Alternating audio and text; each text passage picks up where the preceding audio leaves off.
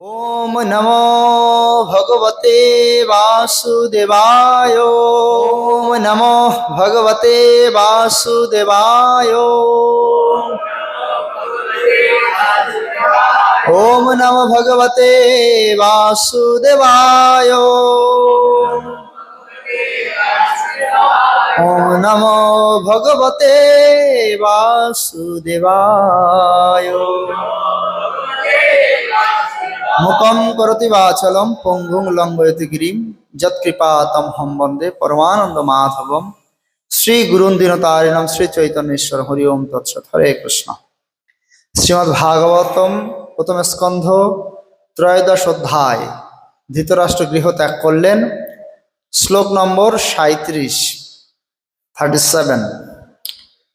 सबाई बोलुन। संजय उवाच नाहं वेदो व्यवसितं पितृर्व कुलनंदन गंधर्या वा महाबाहो मुषितस्मि महात्मभिः। नाहं वेदो व्यवसितं पितृर्व कुलनंदन गांधर्या वा महाबाहो मुषितस्मि महात्मभिः। नाहं वेदो व्यवसितं पितृर्व कुलनंदन गांधर्या वा महाबाहो मुषितस्मि महात्मभिः। अनुवाद। সঞ্জয় বললেন, হে কুরুবংশের বংশধর, আপনার দুই পিতৃব্য এবং গান্ধারীর অভিপ্রায় কিছুই আমি জানি না। হে মহাবাহ, আমি সেই মহাত্মাগণ কর্তৃক বঞ্চিত হয়েছি। প্রত্যেক দিনের মতো যুধিষ্ঠির মহারাজ যখন ধৃতরাষ্ট্র এবং গান্ধারীকে প্রণাম করার জন্য তাদের কক্ষে গেলেন, গিয়ে দেখছেন তারা দুজনে কেউ উপস্থিত নেই। আরো একজন ব্যক্তি ছিলেন যিনি এই দুই একদিন আগেই এসেছেন সারা ভারতবর্ষে তীর্থ পর্যটন করে, বিদুর মহারাজ, তিনি এসে উপস্থিত হয়েছিলেন। তিনজনেরই থাকার কথা, কিন্তু গিয়ে দেখলেন কেউই নেই। এখানে বলে দুই পিতৃব্য, পিতার মতো দুইজন এবং গান্ধারী মাতা, তিনজনের কাউকে সেখানে দেখা গেল না। না দেখতে পেয়ে যুধিষ্ঠির মহারাজ ধৃতরাষ্ট্রের সেক্রেটারি, পার্সোনাল সেক্রেটারি সঞ্জয়কে জিজ্ঞাসা করলেন কোথায় তারা দুইজন। কাউকে দেখতে না পেয়ে খুব দুঃখ যুধিষ্ঠির মহারাজের মনে, কেননা তিনি নিজে তাদের পিতার মতো শ্রদ্ধা করতেন। না দেখতে পেয়ে খুব দুঃখে কাতর হয়ে সঞ্জয়কে জিজ্ঞাসা করলেন যে সঞ্জয়, আমার দুই পিতৃব্য এবং মাতা গান্ধারী কোথায়?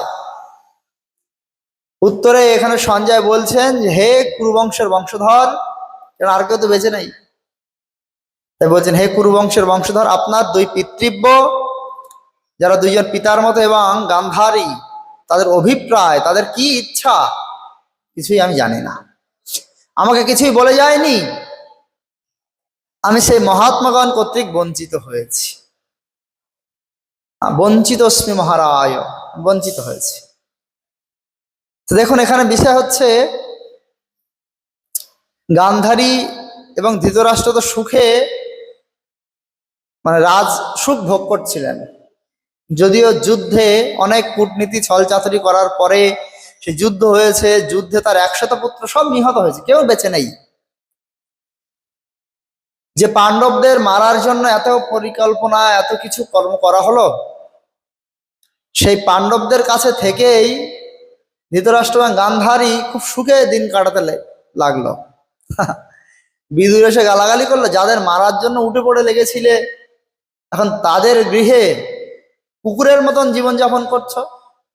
তাদের দেয়া টুকরো, মানে তাদের দেয়া অন্ন ইত্যাদি খেয়ে তুমি জীবন ধারণ করে বেঁচে আছো কুকুরের মতো। লজ্জা করে না? জীবনের 3 ভাগ তো তোমার কেটেই গেছে, তোমার এখন উচিত জঙ্গলে গিয়ে মানে গৃহ পরিত্যাগ করে হরিভজন করায় মনোনিবেশ করা উচিত তোমার। যেমন প্রহ্লাদ মহারাজ তার বাবাকে বলেছিলেন, তৎসাধুমন্যে সুরবর্য দেহিনা সদা সমুদ্বিগ্নম ধিয়াম সদ্গৃহান হিত্যাত্যপাত গৃহম অন্ধকূপ বনম গতঃ যৎ হরিমাশ্রয়েত। কি করা উচিত? জীবনের 3টি অংশ পেরিয়ে গেলে, 75 বয়স হয়ে গেলে কি করা উচিত? বাড়িঘর ছেড়ে, পুত্র পরিবার সব ছেড়ে হরিভজন করা উচিত। এটাই বৈদিক কালচারের নিয়ম ছিল, এটাই বর্ণাশ্রম প্রথা। এখন তো সব উঠে গেছে। যাই হোক, তো বিদুর মহারাজও এই দুজনকে উপদেশ দিলেন যে তোমাদের এই গৃহ পরিত্যাগ করে বাড়িঘর ছেড়ে গিয়ে ভজন করা উচিত। এখনকার মতো তখন এত মন্দির ছিল না যে মন্দিরে গিয়ে ইস্কন থাকলে হতো যে থাক সেখানে গিয়ে ভজন করবে, ইস্কন তো ছিল না, তাই তখন বনে জঙ্গলে গিয়ে থাকতে হতো। দুজন রাত্রেই বেরিয়ে গেলেন বিদুরের সঙ্গে। এখন এখানে সঞ্জয় বলছেন যে আমি তাদের অভিপ্রায় কিছুই জানি না, যাওয়ার সময় বলে যাওয়া উচিত কিনা? হ্যাঁ, উচিত কিনা? কোথায় যাচ্ছি না বলে যাওয়া উচিত নয়। যদি আবার ফিরে আসার ইচ্ছা হয় তাহলে বলে যাওয়া যাবে। যে বাড়ি থেকে ছেলেরা যখন বাইরে বেরোয় মাকে বলে, মা আমি একটু অন্য জায়গায় যাচ্ছি, একটু না চলে আসবে। তার ফিরে আসার ইচ্ছা আছে, আর যদি কোনো কারণে আসতে দেরি হয় তো মাকে যেহেতু বলে যাচ্ছে আমি অমুক জায়গায় যাচ্ছি, তো মা তাহলে খোঁজ খবর নিতে পারবে, কেন তার ফিরে আসার বাসনা ইচ্ছা আছে। কিন্তু যদি আর ফিরে আসার ইচ্ছা না থাকে তাহলে না বলে চলে যাওয়াই শ্রেয়। না হলে পিছনে পিছনে লোকজন খোঁজ করতে করতে যাবে যে, কি না? আমাদের ইস্কনে এখন আমরা দেখি যাদের অনেক ছেলেদের ব্রহ্মচারী হওয়ার ইচ্ছা থাকে, তো বাড়ি থেকে যদি সম্মতি থাকে তাহলে জানি আসে যে মা আমি মন্দিরে যাচ্ছি। এখন যদি সম্মতি না থাকে, না বলে পালিয়ে আসে, কেন না খুঁজতে খুঁজতে আবার চলে যাবে। আর সম্মতি থাকলেও যারা বলে আসে দেখা যায় 2 দিন পরে মা বাবা এসে হাজির হয়, চল বাবা ফিরে চল, এখানে যা হবে আমাদের বাড়িও তো তাই হবে, আমরাও বাড়িতেই সব কিছু করবো, মঙ্গল আরতি করবো, ভোগ লাগাবো, সবই করবো, এখানে থেকে কি লাভ, চলো ফিরে যাই। তো এইভাবে জানিয়ে আসলে অনেক সময় আর তার পুরো জীবন ব্রহ্মচারী থাকা সম্ভব হয় না, হরিভজন পুরোপুরি ভাবে করা সম্ভব হয় না। তাই এখানে ধৃতরাষ্ট্র এবং গান্ধারী কি করলেন? না জানিয়ে চলে গেলেন। এটাই বৈরাগ্যী ধর্মের সিস্টেম। বানপ্রস্থ আশ্রমের সিস্টেম হচ্ছে যে গৃহের সঙ্গে কোনো সম্পর্ক আর রাখা যাবে না। তারা মাঝে মধ্যে এসে যদি কোনো কারণে দেখা হয়ে যায়, হয়ে গেল, ঠিক আছে, যদি কিছু পাঠায় সেটা গ্রহণ করতে পারবেন। বানপ্রস্থ আশ্রম সন্ন্যাসের সাথে একদমই কোনো সম্পর্ক রাখা যাবে, কোনো যোগাযোগই রাখা যাবে না সন্ন্যাসী। যাই হোক, বিদুর আর এ দুজনে এইভাবে চলে গেলেন। কেন বিদুরের এরকম একটা অভিজ্ঞতা এর আগে রয়েছে। যুদ্ধের আগে যখন বিদুর ধৃতরাষ্ট্রকে বলতে চেয়েছিলেন যে এই দুর্যোধন হচ্ছে সাক্ষাৎ কলির চেলা, এর কথা যদি শুনবে তাহলে সমগ্র বংশের কীর্তি, যশ, প্রশংসা সব নষ্ট হয়ে যাবে, সৌভাগ্য সব হানি হবে, এক্ষুনি এই লক্ষ্মী ছাড়া দুর্যোধনকে পরিত্যাগ করো, তাহলে তোমার বংশের গৌরব বজায় থাকবে। এই কথা শুনে দুর্যোধন শুনতে পেয়েছিলেন বাইরে থেকে, শুনে এসে গালাগালি করলেন, আমাদের ঘরে খাচ্ছ, আমাদের ঘরে শীত কাটছো, ফুটো করছো, যে নৌকায় বসে আছে সেই নৌকায় ফুটো করছো, তোমার মতো লোক না থাকাই ভালো, দূর হয়ে যাও, স্বনির্গতা পূর্ণ লব্ধা। তখন বিদুর কি করলেন? সমগ্র কুরুবংশের সৌভাগ্যরূপ বিদুর কুরুবংশকে পরিত্যাগ করে চলে গেলেন। কোথায় গেলেন? তীর্থ ভ্রমণ করতে। এখন বিদুর তিনি তো মহামন্ত্রী ছিলেন, সে যদি বাড়িঘর ছেড়ে দিয়ে তীর্থ ভ্রমণ করতে যাবে তাহলে সারা ভারতের লোক তাকে চেনে, হস্তিনাপুরের মহামন্ত্রী, তাহলে তার অনেক সুবিধা হতো। কি হতো? আমাদের এখন যেমন মায়াপুরে যেতে গেলে জেলা প্রশাসকে ফোন করা হয়, প্রভু একটা ঘর বলে দেন, থাকবো কোথায়, কি খাবো চিন্তা হয়। বিদুরও যদি তীর্থ ভ্রমণে যাওয়ার সময় নিজের আউটফিট ঠিক রাখতো, রাজার মতো ড্রেস পরে যেত, মহামন্ত্রীর যে পাগড়ি বা হাতের আংটি ইত্যাদি যদি পরে থাকতো, কোমরে যদি তলোয়ার থাকতো, ঘোড়া ইত্যাদি নিয়ে রথ নিয়ে যদি যেত, তাহলে বিদুরের কি থাকা খাওয়ার অভাব হতো? সবাই যত্ন করে থাকতে দিত। এখনকার নেতা মন্ত্রী এমএলএ এমপিরা আসলে যেমন মন্দিরে ভিআইপি দর্শনের ব্যবস্থা হয়, সব জায়গায় প্রোটোকল থাকে, অনেক সুন্দর সিকিউরিটির ব্যবস্থা, বিদুরের এই সমস্ত ব্যবস্থা করা হতো, হ্যাঁ কি না? কিন্তু বিদুর কি করলেন? নিজের অস্ত্র শস্ত্র পরিত্যাগ করে এলেন, ড্রেস রাজ ঐশ্বর্যের সমস্ত চিহ্ন ছেড়ে এলেন প্রাসাদে, একজন সাধারণ ভিখারির মতো কাউকে না বলে চলে এলেন। তৃতীয় স্কন্ধে বর্ণনা করা হচ্ছে, গাম পর্যটন মধ্যে বিবিক্ত বৃত্তি সদা প্লুত শয়ন অবধূত অলক্ষিত সৌর অবধূত বেশ ব্রতানি চেরে হরিত সোনানি। তীর্থ ভ্রমণ করার উদ্দেশ্য কি বিদুর বুঝিয়েছেন, কি বলেছেন সেখানে? তীর্থ ভ্রমণের উদ্দেশ্য প্রভুপাদ তাৎপর্য লিখেছেন, তীর্থ ভ্রমণ করার উদ্দেশ্য এই নয় চলো একটু হাওয়া খেয়ে আসি, একটু ঘুরে আসি, এটা নয়। তীর্থ ভ্রমণের উদ্দেশ্য সেখানে গিয়ে এমন ভাবে জীবনযাপন করতে হবে যেন ভগবান সন্তুষ্ট হয়। হরিতোষ না আনি, হ্যাঁ, ব্রতানি চেরে হরিতোষ না আনি। এই ব্রত তীর্থ পর্যটন করার উদ্দেশ্য হচ্ছে ভগবানের সন্তুষ্টি বিধান করা, সেখানে ভগবানের শ্রী বিগ্রহ দর্শন করা, পবিত্র তীর্থে স্নান করা, মস্তক মুন্ডন করা, হরিনাম করা, পরিক্রমা করা, সাধুদের মুখে হরিকথা শোনা, ভগবানের গুণমহিমা শোনা, সাধু সেবা করা, তপস্যার মধ্যে দিয়ে জীবন অতিবাহিত করা, এটাই হচ্ছে তীর্থ ভ্রমণের উদ্দেশ্য। বিদুর যখন গেছিলেন, তা রাজ পোশাক পরিত্যাগ করে, অস্ত্র শস্ত্র ঠাট বাট সব পরিত্যাগ করে একজন ভিখারির মতন বেশ ধারণ করে তীর্থ ভ্রমণ করতে গেছিলেন, যেন কেউ তাকে চিনতে না পারে। চিনতে পারলেই তো তাকে সমাদর করবে, যত্ন করবে।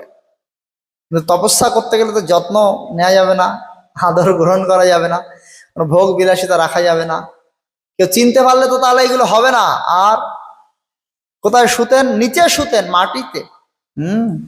সদা আপ্লুত শয়ন অধর শয়ন অবধূত বেশ, অবধূতের মতো যা একটা বস্ত্র পরে আছে মাটিতে শয়ন করতেন।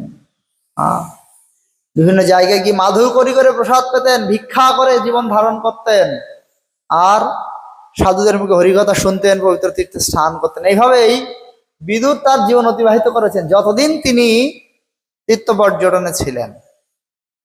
তিনি তো একজন মহাত্মা। তাই মহাত্মার সঙ্গে যদি কারোর সম্পর্ক হবে, যদি সম্পর্ক যুক্ত হবে, স্থাপন হবে, তাহলে তার জীবনও মহাত্মার মতোই হয়ে যাবে।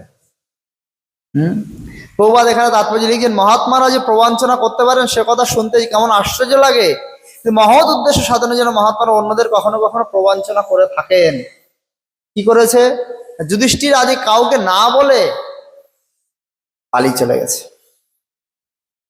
এটা তাদের প্রবঞ্চনায় করা হলো, দুঃখ দেওয়া হলো, ইচ্ছা করে না জানিয়ে চলে গেছে। কিন্তু এখানে উদ্দেশ্যটা কি? উদ্দেশ্য হচ্ছে মহৎ উদ্দেশ্য, জীবনকে সার্থক করতে হবে। ব্রতানি চের হরিত সোনানি, এই যে মহৎ উদ্দেশ্যের জন্য তারা বেরিয়ে যাচ্ছেন বাড়ি থেকে, ভগবানের সন্তুষ্ট করার জন্য, ভগবানের পরাভক্তি লাভ করার জন্য। এখানে যদি প্রিয়জনকে না বলে দুঃখ দেয়া হয়, এটাই করা উচিত। কেন? যদি জানতে পারবে পিছন পিছন সব ছুটবে, আবার কেন গেলে কেন গেলে ফিরে আসে। তাই আমাদের কর্তব্য যে আমরা যেন হরিভজনে, বর্তমানে প্রভুপাদ বলেছেন যে সেই বৈদিক বর্ণাশ্রম প্রথা এখন নেই, এখন দৈব বর্ণাশ্রম হয়েছে। কে কোন আশ্রমে সেটা এখন দেখা হয় না, কে কোন বর্ণের সেটাও দেখা হয় না। কিন্তু কি করতে হবে? যে আশ্রমে থাকি না কেন, যে বর্ণেই থাকি না কেন, হরিভজন করে আমরা আমাদের জীবন অতিবাহিত করি। শঙ্করাচার্য, আদিগুরু শঙ্করাচার্য তিনি বলেছেন যে ভগবানকে যদি লাভ করতে হয় তাহলে গৃহ পরিবার পরিজন পরিত্যাগ করে সন্ন্যাস না গ্রহণ করলে ভগবানকে লাভ করা যায় না। এখন সেটা সম্ভব নয়। এখন বন জঙ্গল সব উজাড় হয়ে গেছে, কংক্রিটের জঙ্গলে পরিণত হয়েছে। তাই কোথায় গিয়ে থাকবেন? এই জন্য আমাদের কর্তব্য মহাপ্রভুর শিক্ষাকে গ্রহণ করে এই দৈব বর্ণাশ্রমের মধ্যে থেকেই হরিভজন করে জীবনকে সার্থক করা। গৃহে থাকো বনে থাকো সদা হরি ভোলে ডাকো, সুখে দুঃখে ভুলো নাকো বদনে হরি নাম বলো। আমরা কোথায় থাকছি, বাড়ি থাকছি না মন্দিরে থাকছি, বা কোন আশ্রমে আছি, কোন বর্ণে আছি, সেইটা বিচার না করে হরিভজন করে যেন আমাদের জীবনটা আমরা ভগবানের সেবায় নিযুক্ত করি এবং সার্থক করি। এটাই আমাদের এখন আদর্শ হিসেবে মেনে নিয়ে জীবনকে অতিবাহিত করা উচিত। তাহলে আমরা দৈব বর্ণাশ্রমকে সার্থক করে আমাদের জীবনকে সফল করতে পারবো, কৃষ্ণ ভক্তি লাভ করতে পারবো, ভগবানকে সন্তুষ্ট করতে পারবো। হরে কৃষ্ণ। শ্রীল প্রভুপাদ কি, গ্রন্থ শ্রীমদ্ ভাগবতম কি, জানি তাই গৌতমানন্দ হরে কৃষ্ণ। তাৎপর্যটা পড়ি এবার, কটা বাজে? 9টা বেজে গেছে।